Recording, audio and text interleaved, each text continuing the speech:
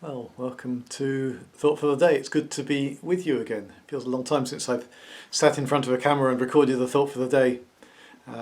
It's been good to have a break, but it's also good to be together again as we just reflect on how God is at work in the day-to-day lives that we live in the world. Well, it's finally this week turned cooler, hasn't it, after the gorgeous Indian summer we've been enjoying over the last 2 or 3 weeks now. And it's been so nice it was so nice to be able to go outside and just feel the pleasant temperature. But the thing that's really struck me this year has been how beautiful the light has been. I don't know if you've noticed, but there's something really special about autumn sunlight.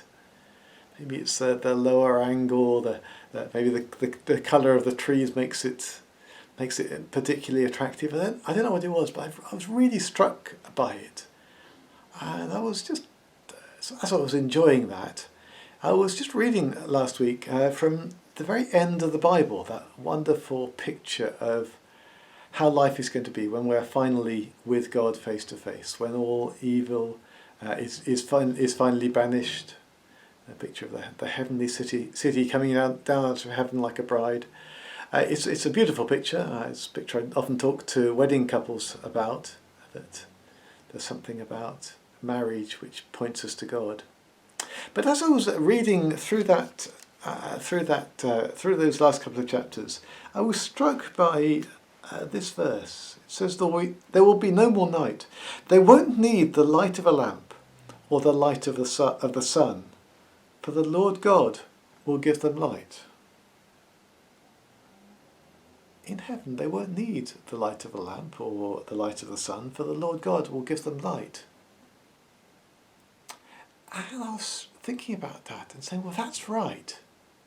If that's right, and if we are made for a perfect relationship with God, made for heaven as it's being described here, then every bit of light we experience, the autumn sunshine outdoors, or maybe just the clear light we can get these days with the flick of a switch from an LED bulb, or maybe the torch light. You turn on a torch and this path where you didn't know if you're going to fall over or not is clear. You can see the way ahead of you.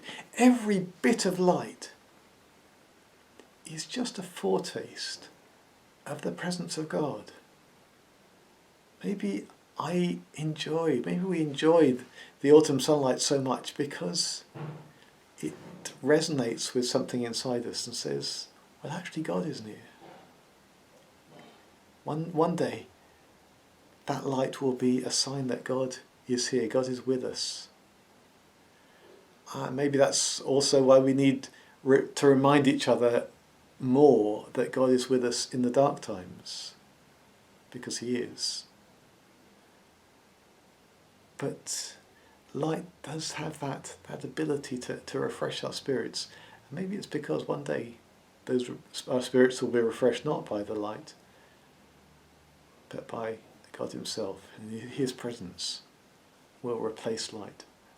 You go back to the beginning of the Bible, light was God's very first gift to us, wasn't it?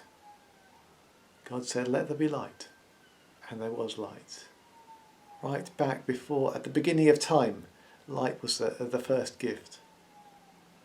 And as we live in time, maybe light can once again be a reminder, not just of God's goodness to us in the past, not just a reminder that, all light came as a gift from God, but also a reminder that there will be a future when we won't need all the ways God provided to give us light, but we'll be able to enjoy His presence. They won't need the light of a lamp or the light of the sun, for the Lord God will give them light. Maybe that will help you to enjoy the light that you see around us. Even today, in this cooler day, there is still a beautiful light. But one day we won't need it, because God Himself will be our light. May He bless you today, and I'll talk to you again a bit later in the week.